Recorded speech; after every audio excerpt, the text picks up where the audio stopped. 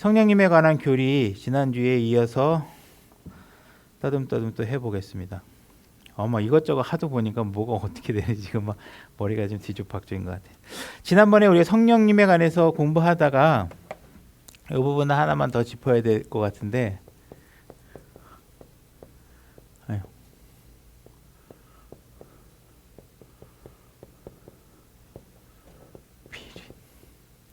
스피릿. 네. 그래서 이게 홀리 고스트라는 말도 성령님으로 번역돼 있고, 이것도 성령님으로 번역돼 있어요. 그래서 이 차이에 대해서 알고 계신 분 계세요? 제가 모르는 거 혹시 알고 계시는 분 계시나?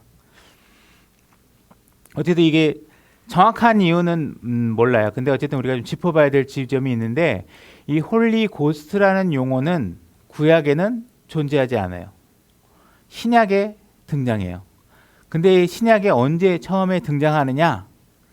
마태복음 1장 18절로 가보겠습니다. 제가 읽겠습니다. 이제 예수 그리스도의 태어나심은 이러하니라. 그분의 어머니 마리아가 요셉과 정혼하였을 때 그들이 함께 하기 전에 그녀가 성령님으로 말미암아 아이를 뵌 것이 드러나매, 이렇게 되어 있습니다. 여기서 예수 그리스도가 태어날 때 예수 그리스도가 어떤 분에 의해서 태어나게 되냐면 성령님에 의해서 태어났는데, 이 성령님이 뭐냐면 홀리 고스트입니다. 구약에는 이 홀리 고스트라는 게 있지 않았어요. 언어가 등장하지 않아요. 근데 언제 지금 제일 처음에 등장하고 있냐면 예수 그리스도의 탄생과 더불어 등장하고 있다는 거예요. 그러니까 이게 굉장히 큰 의미가 있어요. 그죠? 그래서 이게 구약에는 없었는데 예수 그리스도 탄생과 더불어 존재하고 있다.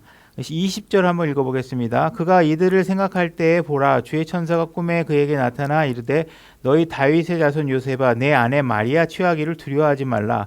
그녀 안에 수태된 그것은 성령님으로 말미암았느니라, 이렇게 얘기하고 있죠. 홀리 고스트. 다시 말해서 구약에는 홀리 스피릿이라는 것은 존재해요. 근데 예수님이 등장하면서 처음으로 등장한 이 홀리 고스트는, 그렇다면 우리가 추정해 볼 수 있는 게 있는데 뭐냐 하면, 홀리 고스트가 뭐예요? 예수님의 원형에 좀 더 가깝다. 뭔가 예수님과 우리의 관계 속에서 더 의미 있는 존재를 얘기하고 계신다. 그죠? 그래서 이 홀리 고스트가 우리가 언제 받냐 하면 성령 침례 받을 때. 여러분들이 사도행전 2장을 가게 되면 이거 마저 그냥 찾아볼까요? 마태복음 3장 11절. 예수님이 침례받는 장면.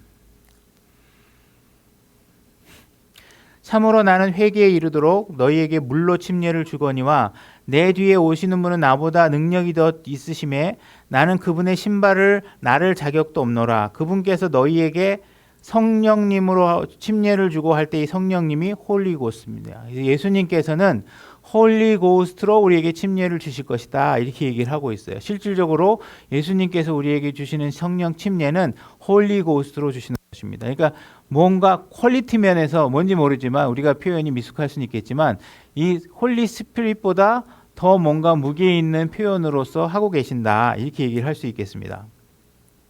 그 다음에 예수님께서 부활하신 후에 이 홀리 고스트를 주시는 장면이 나옵니다. 요한복음 20장으로 가보겠습니다. 20장 19절.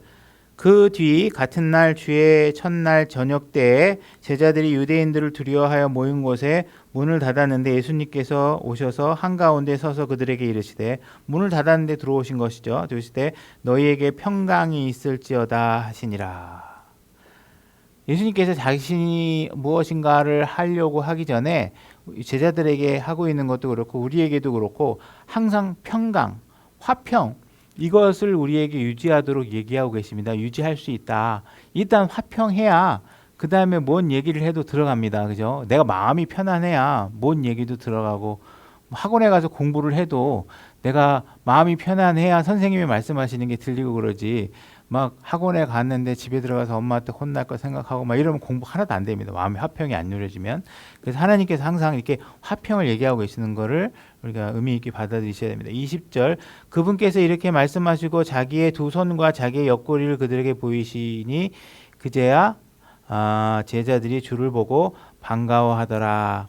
예수님의 모습이 나타났는데 오늘 주제는 아니지만 예수님이 나타났는데 제자들이 예수님인지 아닌지를 얼굴을 보고 아는 게 아닙니다. 지금 예수님께서 부활하신 이 몸이 이렇게 과거에 있는 얼굴하고 이렇게 똑같지가 않으시고 예수님도 의미가 있으시겠지만 자기 얼굴을 항상 나타날 때마다 금방금방 알아볼 수 없게 뭔가 자꾸 다른 모습으로 나타나십니다. 그러니까 뭔가 우리가 형상에 매몰되지 않도록 예수님께서 이렇게 나타나시는 것도 볼 수 있습니다. 이에 예수님께서 다시 그들에게 이르시되 너희에게 평강이 있을지어다. 내 아버지께서 나를 보내신 것 같이 나도 너희를 보내노라 하시니라. 그분께서 이것을 말씀하시고 그들 위해 숨을 내쉬며 그들에게 이르되 너희는 성령을 받으라 이렇게 얘기합니다. 이때 이 성령이 홀리 고스트입니다. 그죠? 홀리 고스트. 그러니까 예수님께서 직접 주고 계시는 무엇인가는 홀리 스피릿이 아니라 홀리 고스트를 주고 계신다. 그러니까 뭔가 예수님께서 뭔가 더 원형 단계, 뭔가 더 원천적이고 좀 더 하이 퀄리티한 뭔가 그런 영적 어떤 그런 퀄리티 있는 영적 사역을 주고 계신다고 이렇게 볼 수 있는 것이죠. 그다음에 이제 우리가 이제 직접 이제 나중에 예수님께서 이제 하늘로 승천하신 뒤에 우리가 예수님께 받는 사도행전 2장 4절로 그냥 가볼게요. 2장 4절. 사도행전 2장 4절. 오순절 때죠. 오순절 때 처음으로 이제 성령님이 완전 시작되는 그 성령의 사역이 시작되는 순간입니다. 그들이 다 성령님으로 충만하여 filled with the Holy Spirit 이렇게 돼 있습니다. Holy Ghost 이렇게 돼 있습니다. 그래서 홀리 고스트로 처음에 하나님께서 주고 계시고 신약에서는 계속 거의 우리에게 예수님과 우리의 관계 속에서 일어나는 일들에 대해서 뭔가 밀접하게 홀리 고스트라는 것을 이해하고 계신다. 그러니까 홀리 스피릿하고 홀리 고스트에 뭔가 조금의 차이가 있다. 근데 뭐 정확하게 이게 홀리 스피릿은 뭐다, 홀리 고스트다 이렇게 정의 내릴 수 있는 정도까지 조명이 제가 알 수는 없지만 어쨌든 이 홀리 고스트는 신약에만 존재하고 있고 예수 그리스도께서 직접 주시는 어떤 성령의 사역에서 드러나고 있다 이렇게 볼 수 있습니다. 그러면 그 다음엔 이제 우리가 본문으로 다시 돌아가서 28페이지죠. 28페이지 위로하시는 분, 성령님께서 하시는 일 중에 위로하시는 일을 하신다 이런 이야기에 대해서 우리가 찾아보겠습니다. 요한복음 14장 16절.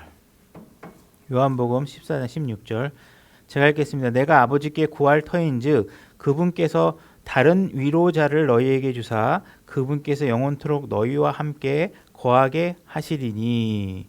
26절 위로자 곧 아버지께서 내 이름으로 보내실 성령님 그분께서 너희에게 모든 것을 가르치시고 내가 너희에게 무엇을 말하든지 너희가 모든 것을 기억하게 하시리라.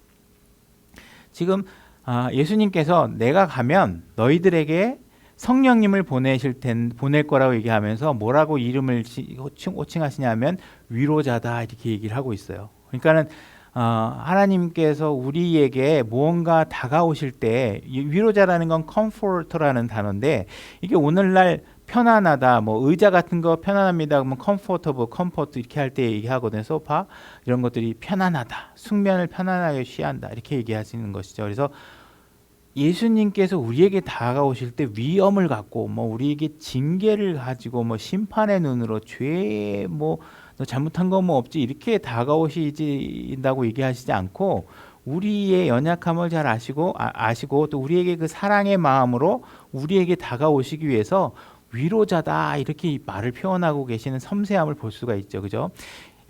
창세기 3장에서 아담아 내가 어디 있느냐 하는 이 음성은 위로자의 음성이었을 가능성이 높겠죠. 그렇게 표현되어 있지는 않지만 예수님께서는 우리에게 무언가 위로를 주고 우리의 절망하고 우리의 아담의 육신을 통해서 느끼고 수 있는 어느 절망감에서 뭔가 우리를 위로하시고 힘내고 이제 내 안에 들어왔으면 나의 사람처럼 나의 자녀처럼 예수 그리스도의 사람처럼 행동할 수 있도록 위로자의 모습으로 먼저 다가오고 계신다. 이따가 뭐 나올 얘기지만 읽은 거니까 보면 이분께서는 우리에게 모든 것을 가르치십니다. 가르치시죠. 그래서 이분이 가르치시는 대로 하셔야 된다. 성령님께서 가르치시는 대로 해야 된다. 여기서도 홀리 고스트로 되어 있는데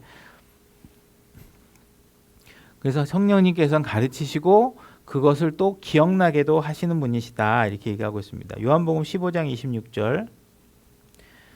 자, 그러나 내가 아버지로부터 너희에게 보낼 위로자 곧 아버지로부터 나오는 진리의 영께서 아버지로부터 나오는 진리의 영, 이 진리의 영도 성령님의 이름이죠. 진리의 영께서 오실 때에 그분께서 나에 대해 증언하실 것이요. 자, 성령님께서 하시는 일이 뭐냐면 이미 하시는 일은 뭐냐면 나에 대해서, 다시 말해서 예수님에 대해서 말하는 일을 하시는 게 성령님이 하시는 거예요. 성령님은 오셔서 자기에 대해서 이야기하지 않습니다. 그래서 우리가 이 메신저로서 성령님께서 우리가 일하실 때는 메신저로서의 사역을 하기 때문에 나를 보내신 분의 의도를 전달하는 것이죠. 그죠? 그래서 예수님이 어떤 분이라는 사실을 알려주기에 오시는 것이지 성령님 자기 자신을 드러내지는 않으신다는 것입니다.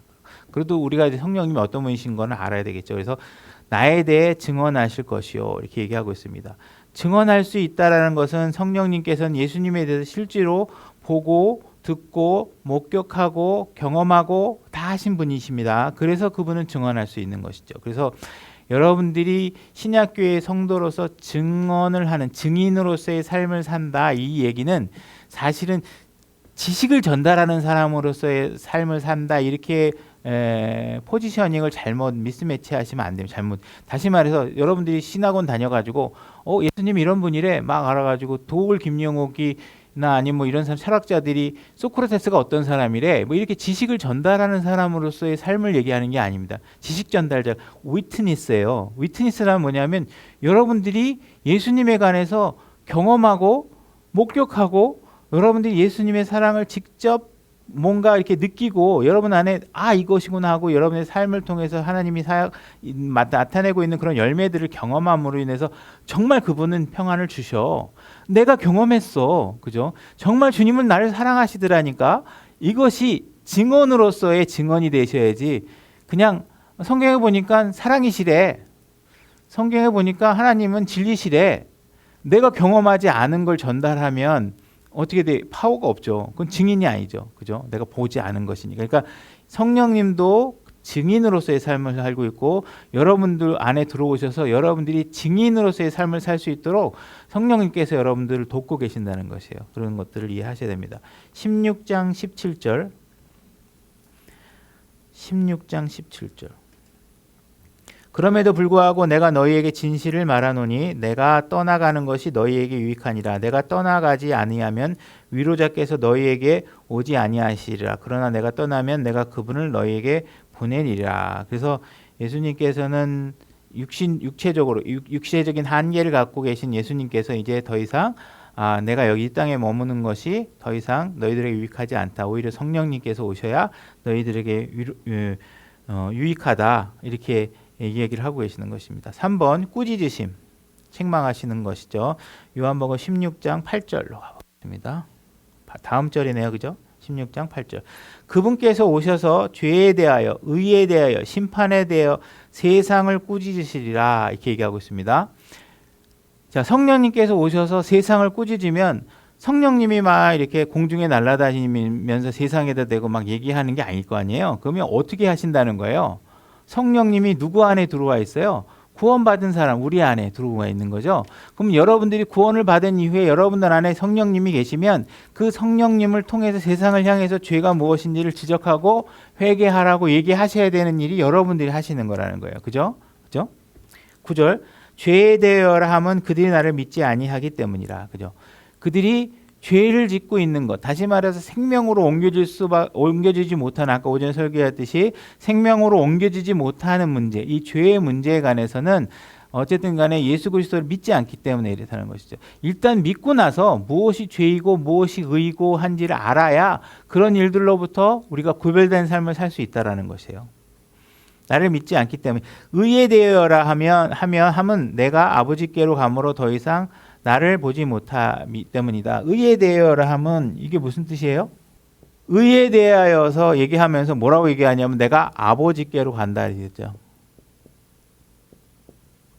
의를 얘기하면서 내가 의에 대해서 얘기하면서 왜 의에 대해서 얘기하냐면 의를 행하면 내가 어떻게 돼요? 아버지께로 가야 되는 상황이 벌어진다. 그러니 이 의라는 것은 무엇을 얘기하는 거겠어요? 뭐겠어요? 십자가 사건이잖아요. 십자가에서 내가 의를 성취하면 어떻게 죽으시잖아요.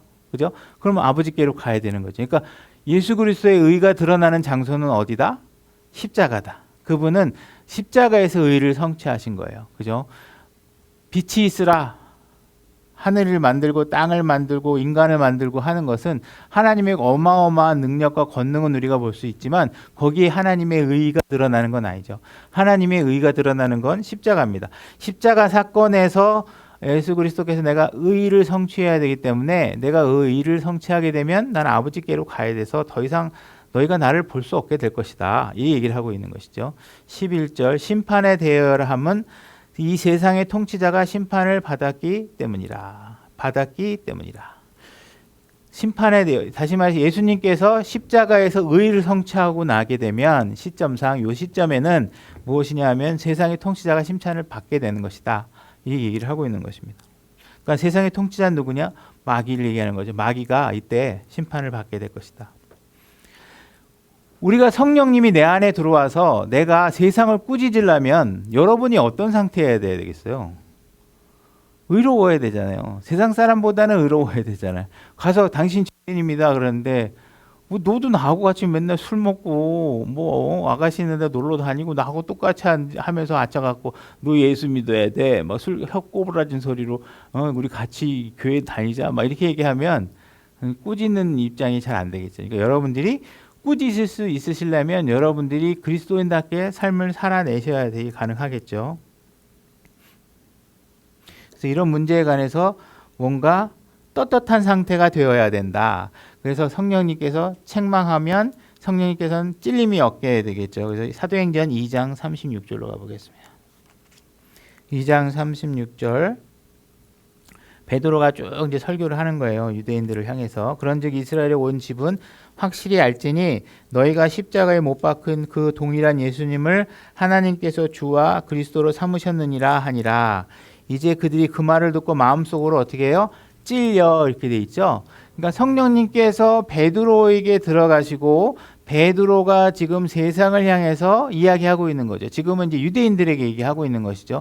너희들이 십자가에 매달은 그 사람들이 너희가 기다려왔던 메시아야. 그분이 그리스도야. 이렇게 얘기했더니 이제 드디어 그분의 부활한 사역들이 다 일어났고 한 상황들 역사적 배경 속에서 찔리게 된 거죠. 그래서 성령님께서 이와 같이 찔리는 일들을 하게 된다.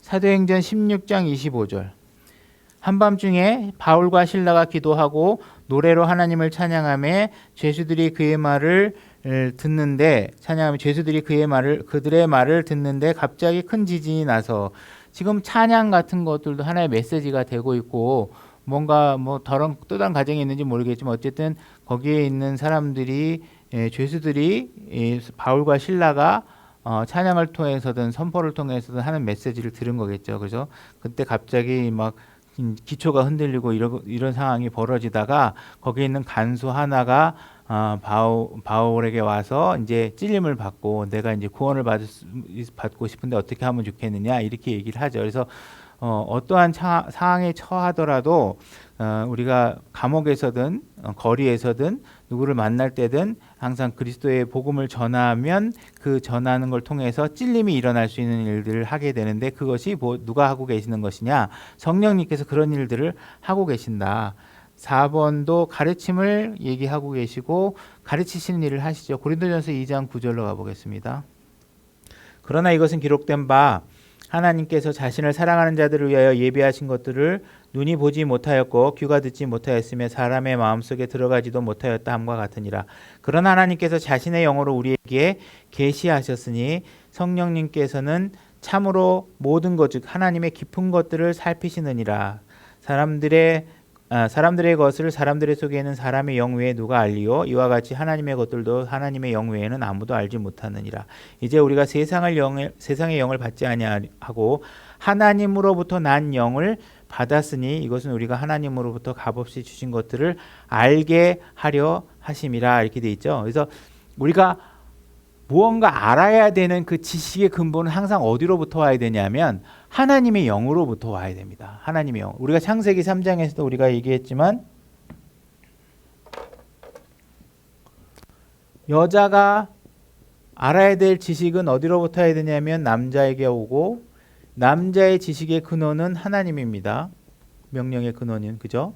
근데 이 여자가와 남자가 마귀에게서 오는 지식을 듣고 그죠? 듣게 됨으로 인해서 죄가 시작되는 것이죠. 그러니까 우리가 항상 가르침의 근원은 하늘로부터 성경으로부터 오는 것으로 우리가 취해야지 사람의 생각이나 그죠? 어떤 목사의 개인적인 의견이라든지 그죠? 다른 종교의 귀를 기울여나 하게 되면 그 지식의 원천이 하나님이 아니기 때문에 범죄함으로 가는 것입니다. 그래서 정확하게 하나님의 영으로부터 난 것을 우리가 배워야 되는 것이죠. 또한 이 13절 또한 우리가 그것을 말하되 사람의 지혜가 가르치는 말로 하지 아니하고 성령님께서 가르치는 말로 하나니 곧 영적인 것들은 영적인 것으로 비교하느니라. 이게 영적인 건지 아닌지 비교하려면 그 영적인 건지 아닌지를 비교해 줄 수 있는 기준이 있어야 되겠죠. 그 기준이 뭐냐면 하나님의 말씀이라는 거예요. 하나님의 말씀은 하나님의 영으로부터 온 것이잖아요. 그죠? 그러니 우리가 영적인 것이냐 아니냐를 판별할 때 내가 생각할 때는 우리 목사님이 그러는데 어떤 종교 유명한 철학자는 종교 교주는 이렇게 얘기해서 안 되네. 성경이 말하기를 이렇게 얘기해서 그것이 부합되면 영적인 것이고 부합되지 않으면 영적이지 않은 것이 되는 거겠죠. 13절 또한 우리가 그것들을 말하되 사람의 영적인 것 비교하느니라 됐고 14절 그러나 본성에 속한 사람은 하나님의 영의 것들을 받아들이지 아니하나니 그것이 그에게는 어리석은 것이고 사람이 구원은 받았는데 본성에 속해서 그냥 하나님의 말하는 거 관심 없고 그냥 세상에 있는 거 얘기하고 내 욕심에 따라서 하는 사람은 뭐 하고 있는 거예요? 하나님의 말씀에서 단절되어 있는 거예요. 그죠? 그래서 하나님의 말씀을 거부하고 있는 상태래요. 그러니까 구원을 받았어도 죄에 계속 머물러 있을 수 있다는 것이죠. 그래서 어리석은 것이고 그가 그것을 알 수도 없어요. 알 수도 없죠.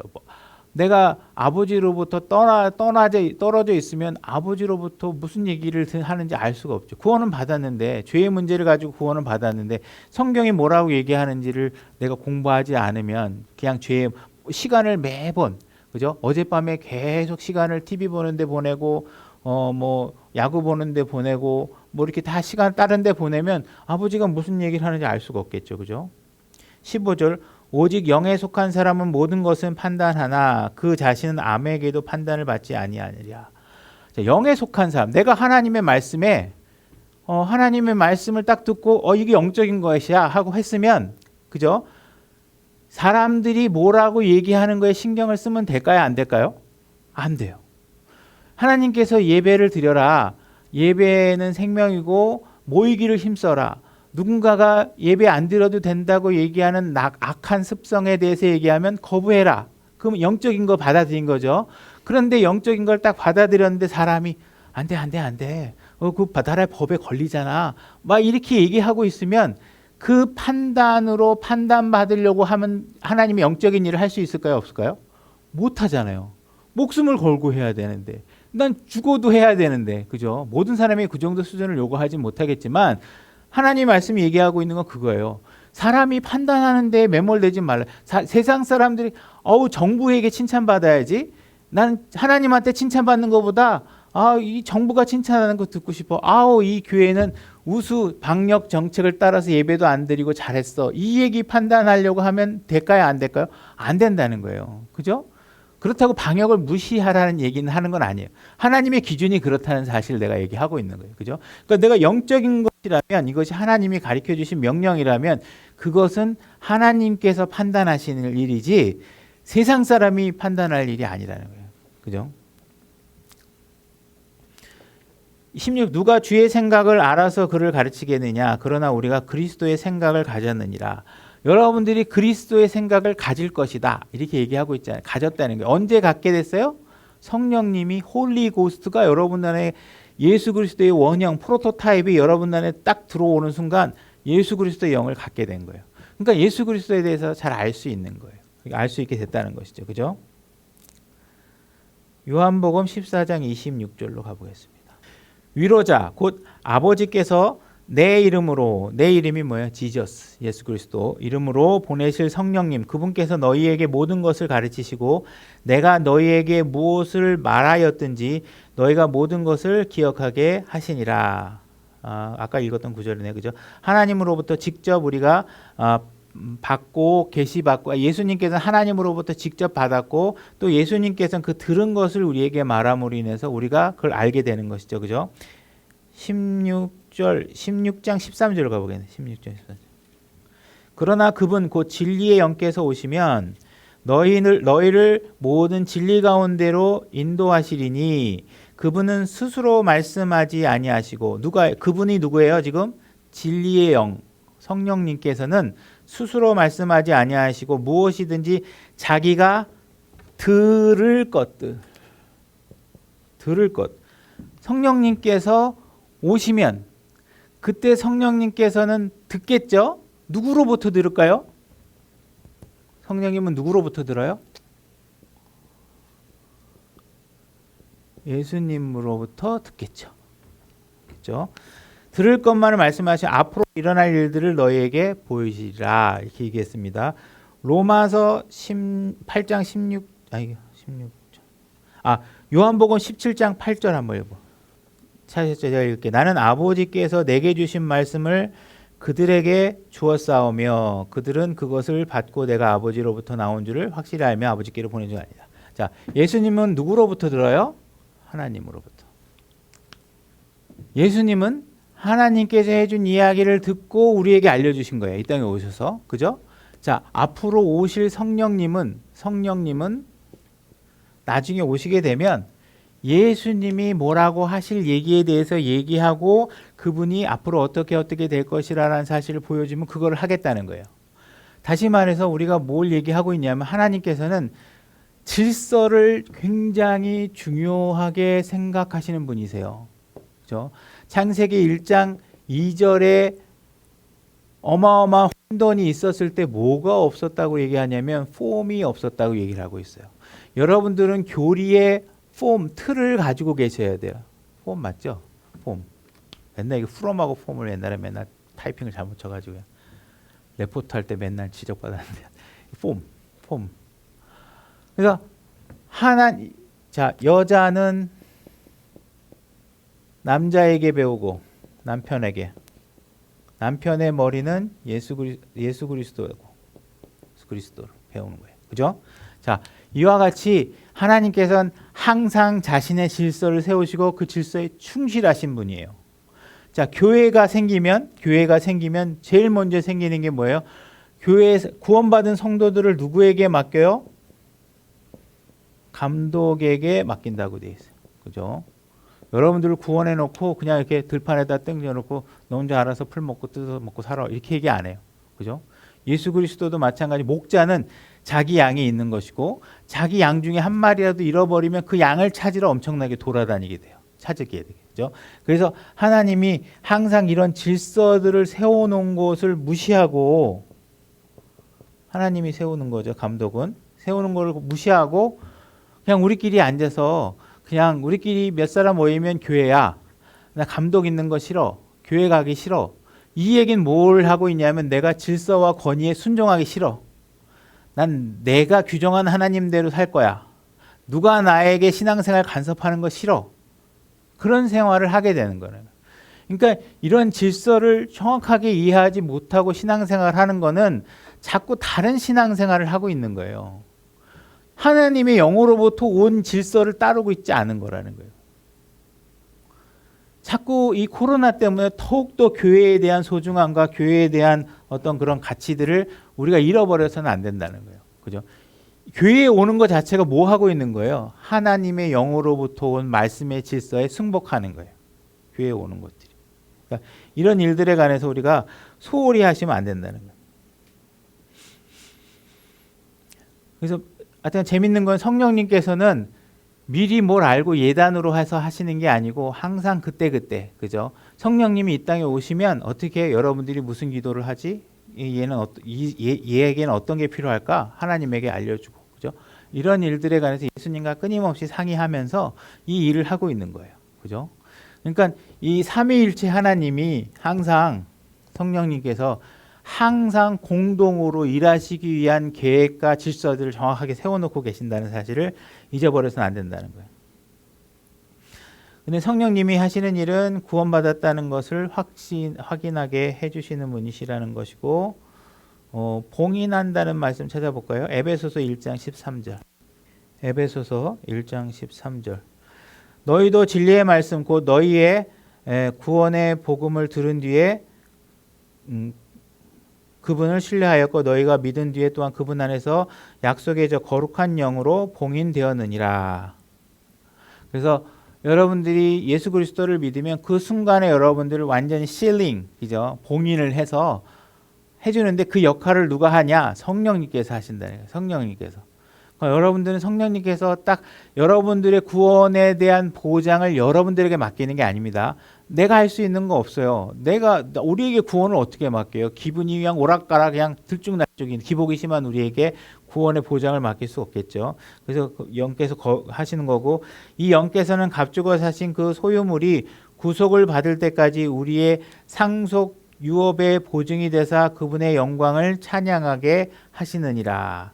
4장 30절 하나님의 거룩한 영을 슬프게 하지 말아라.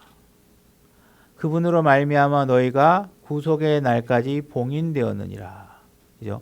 여러분들을 딱 구원에 대해서만큼 확실하게 하나님께서 보장해주고 계세요. 그러니까 하나님께서 여러분들에게 요구하고 있는 건 뭐냐면 내가 너 구원만큼은 확실하게 보장해줄게. 그러니까 너희들이 내가 이렇게 죄로부터 자유롭게 해준 이 상황을 이용해서 내가 좀 너희들 자식으로 인해서 내가 좀 칭찬받을 수 있는 일이 많이 있었으면 좋겠는데 지금 여기는 표현으로 보면 내가 칭찬을 못 받아도 좋으니까 나 슬프게 좀 하지 마, 이 얘기를 하고 있는 거예요.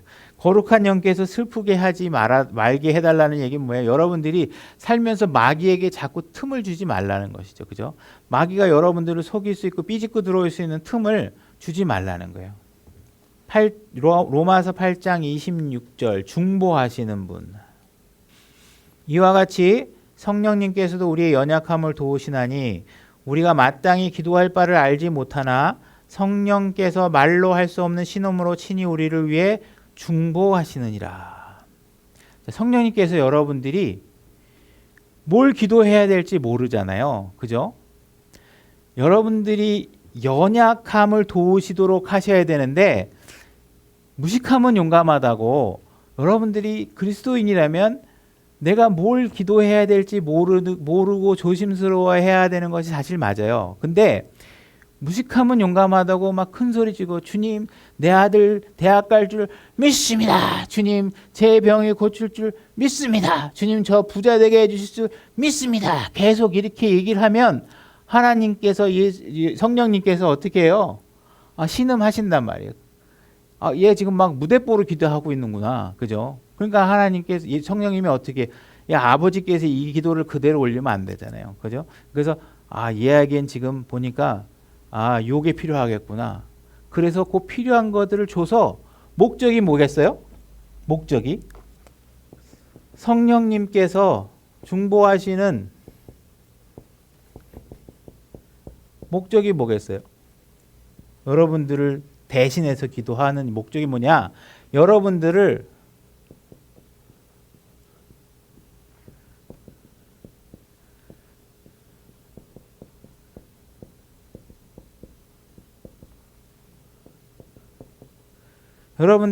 예수 그리스도와 같은 수준의 사람 만들기 위해서 중보하고 계시는 거예요.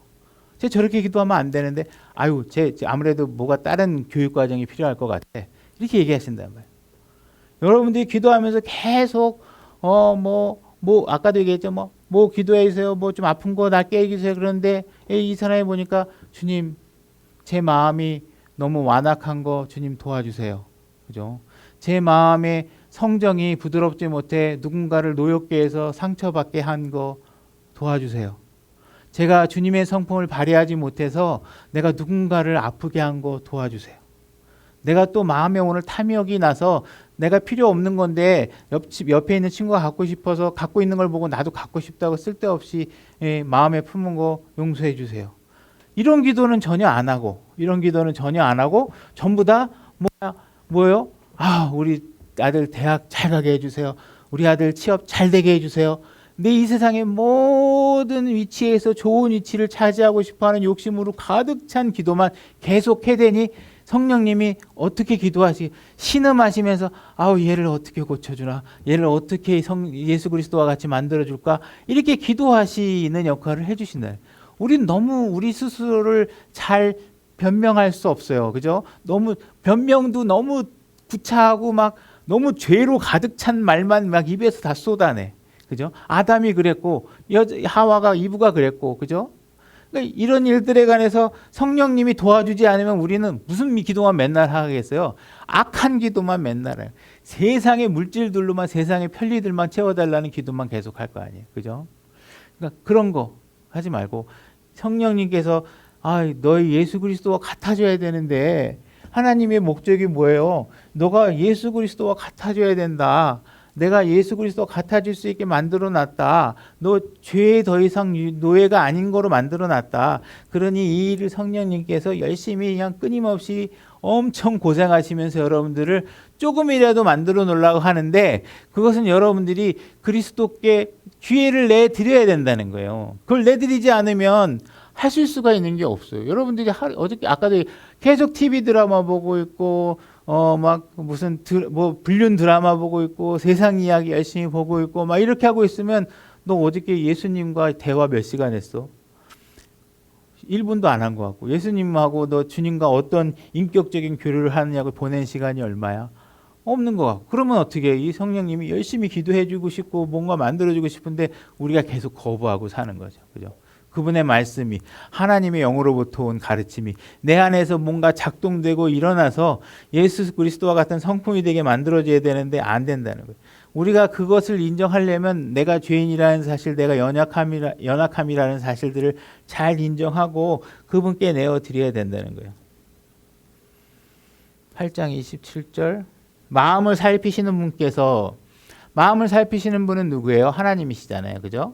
시간 관계에서 안 찾아보겠고, 시편 44편 21절 여러 군데 있겠지만 보면 하나님께서 우리의 마음을 살피시는 분이시다, 이렇게 얘기를 하고 있어요. 그래서 하나님께서는 우리의 마음을 살피시고 계셔서 성령님의 생각이 무엇인지 아시나니 이는 그분께서 하나님의 뜻대로 성도들을 위해 중보하시기.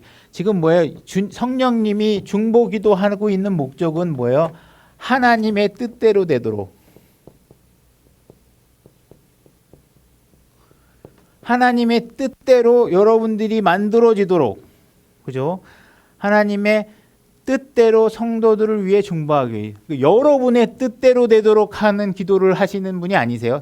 성령님은 여러분들이 여러분들을 위해서 중보 기도하실 때 목적이 뭐냐? 하나님이 뜻대로 제 사람이 돼야 되는 거예요. 근데 하나님의 뜻이 뭐예요? 여러분들을 내 아들과 같이 만드는 게 하나님의 뜻이에요. 그러니까 그거를 위해서 기도하신다는 거예요. 성령님은 능력을 주시는 분이다. 7번째 항목, 사도행전 1장 8절로 가보겠습니다. 사도행전 1장 8절.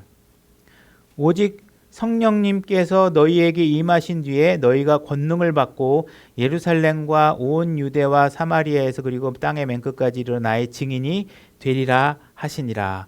자, 제자들에게 명령하면서 뭐라고 얘기하냐면, 성령님께서 오셔서 너희에게 권능을 주기 전까지는 움직이지 말아라, 이 얘기를 하고 있는 거랑 마찬가지예요. 그죠? 왜? 그 성령님이 나서지 않으면 될 일이 하나도 없으니까. 그죠? 성령님과 함께 더불어 무언가 시작돼야 그 끝이 보장돼 있잖아요. 성령님으로 시작해야 그 시작하는 순간에 끝이 보장되는.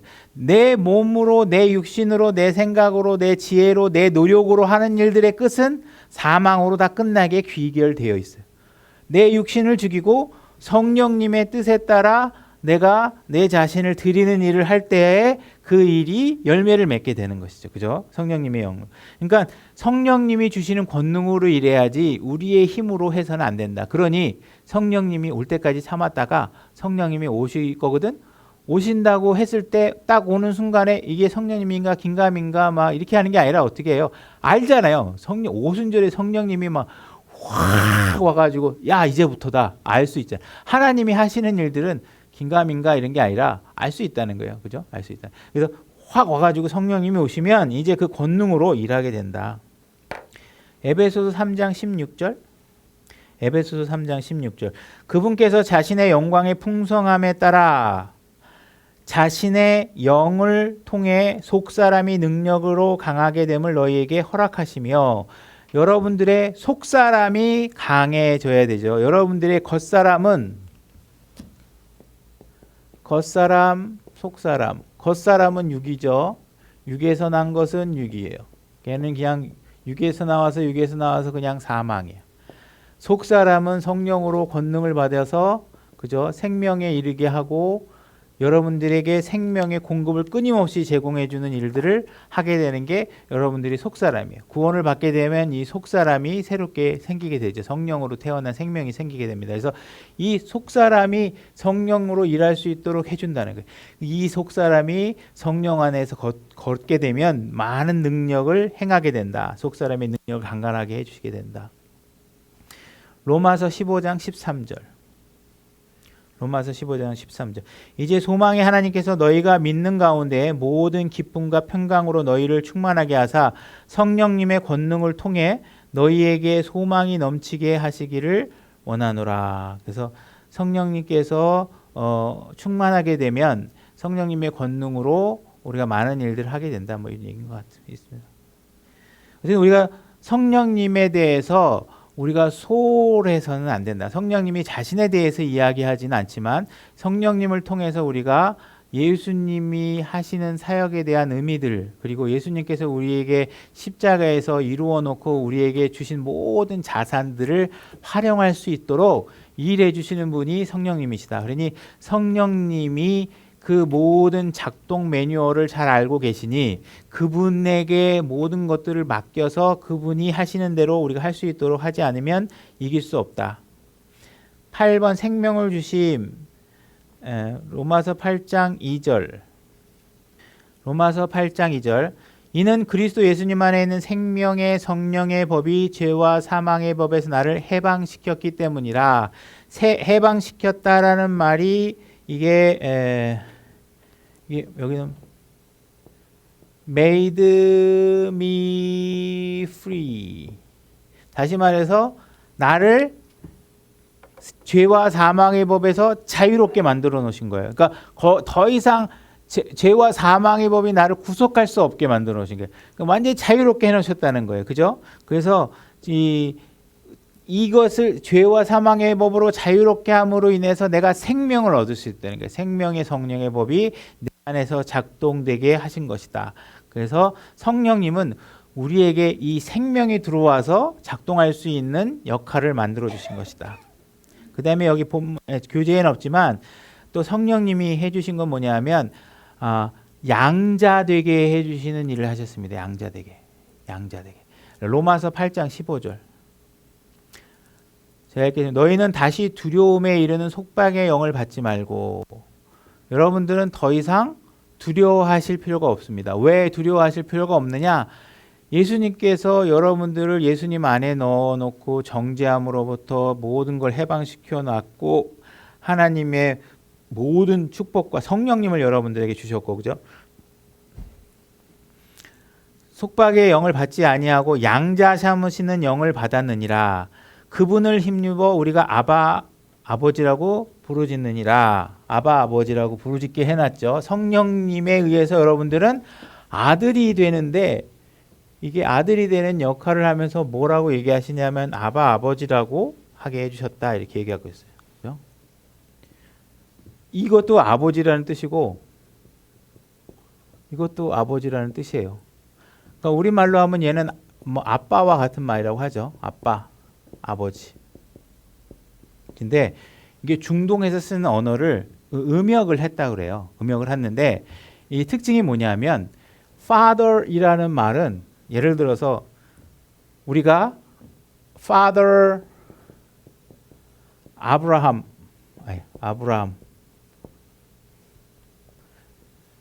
우리의 믿음의 조상 아버지 아브라함 이렇게 얘기하잖아요. 이건 누가 얘기했으냐 아무나 다 이렇게 얘기할 수 있어요.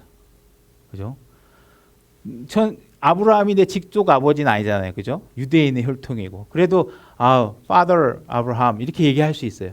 근데 이 아바는 친아들이 아니면 사용 안 하는 용어래요. 친아들이 아니면. 그죠? 내가 우리 아버지를 내가 친구 만나서 아버님 잘 계셔? 그러니 뭐야? 그 친구 아버지잖아요. 근데 내가 그 아버지를 보고 아빠 이렇게 얘기 안 하잖아요. 그거는 누구만 할 수 있어. 내가 내 아버지에게만 아빠 이렇게 얘기할 수 있잖아요. 그러니까 이건 친아들만 얘기할 수 있는 거예요. 그러니까 왜 아버지라고 부를 수 있냐면 그냥 아버지라고 부르는 거는 다 할 수 있는데 아빠라고 하는 건 진짜 친아들이 됐다는 게 하나님이. 그러니까 내가 아버지를 진짜 친아들처럼 부를 수 있게 됐다.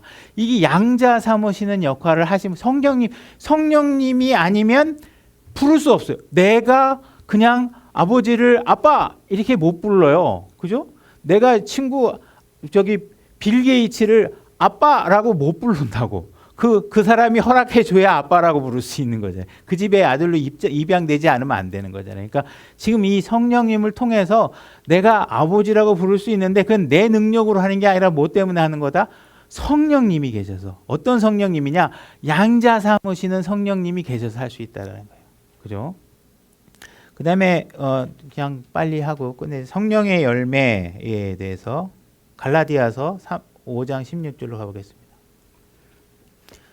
갈라디아서 5장 16절. 그런즉 내가 이것을 말하노니 성령 안에서 걸으라. 그리하면 너희가 육신의 욕심을 이루지 아니하리라.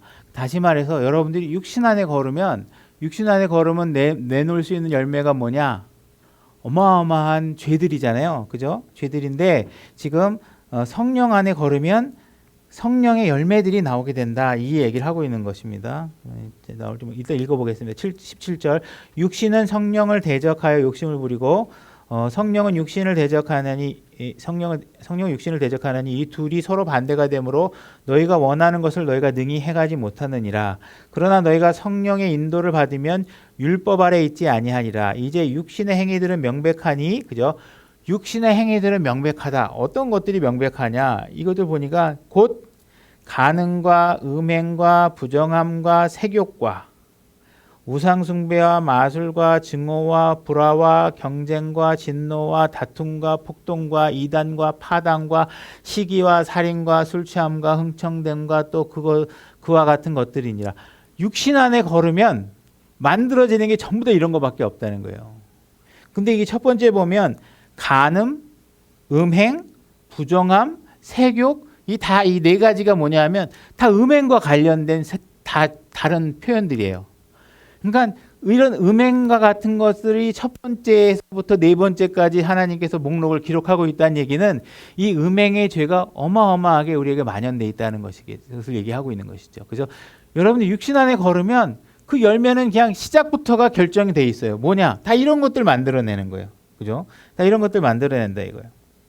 그래서 또 내가 또한 전에 너희에게 말한 것 같이 이것들에 대하여 미리 너희에게 말하노니 그런 것들을 행하는 자들은 결코 하나님의 왕국을 상속받지 못하느니라 이렇게 되어 있습니다. 그래서 여러분들이 이런 일들을 구원받으면 이런 일들을 행하면 지옥에 가는 게 아니라 상속의 문제와 관련이 있단 말이에요. 다시 말해서 보상의 문제와 관련이 있습니다. 그래서 여러분들이 지금 막 편안하게 죄를 짓고 이런 것들이 아무것도 아닌 게 아니라 하나님께서 이런 거 하지 말라 이렇게 얘기할 때는 정말 하나님께서는 그거 너 그렇게 하면 나중에 후회해.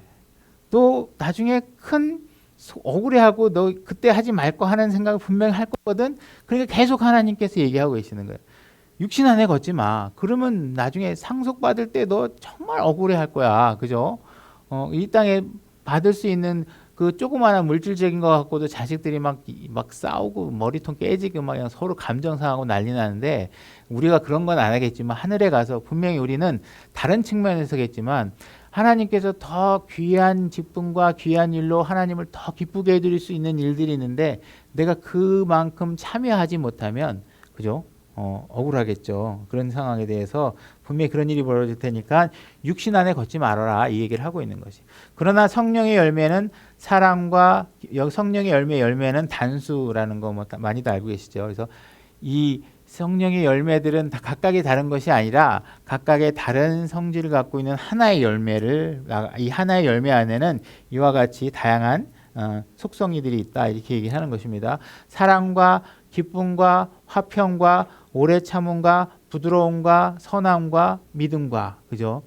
이런 것 온유와 절제와 이와 같은 것들을 대적할 법이 없느니라. 여러분들이 세상을 이길 수 있는 방법은 그들과 똑같은 육신적인 무기를 갖고 싸우는 것이 아니라 이와 같이 성령의 열매를 가지고 대적을 하게 되면 다 이길 수 있다. 이 얘기를 하고 있는 것이에요. 그래서 그리스도께 속한 사람들은 애착들과 정욕들과 함께 육신을 십자가에 못 박았느니라. 만일 우리가 성령 안에서 살면 또한 성령 안에서 걸을지니 우리가 헛된 영광을 구하여 서로 노엽게 하거나 서로 시기하지 말지니라. 그러니까 여러분들이 뭔가 남들과 시기심 그죠? 내가 주인공이 되고 싶어 하는 것. 이런 것들을 가지고 헛된 영광을 구하지 말아라. 그죠? 여러분들이 영광은 나중에 받게 될 거예요. 근데 지금 여러분들이 하나님의 자녀라는 신분도 확보해 줬고 그래서 하나님과 공동 상속자라는 신분도 이따 로마서 8장에서 또 잠깐 또 공부하다 보면 나오겠지만 공동 상속자라는 것도 약속해 줬고 여러분들에게 부족한 게 없이 다 약속해 줬어요. 그러니까 여러분들에게 지금 뭘 요구하고 있는 거예요?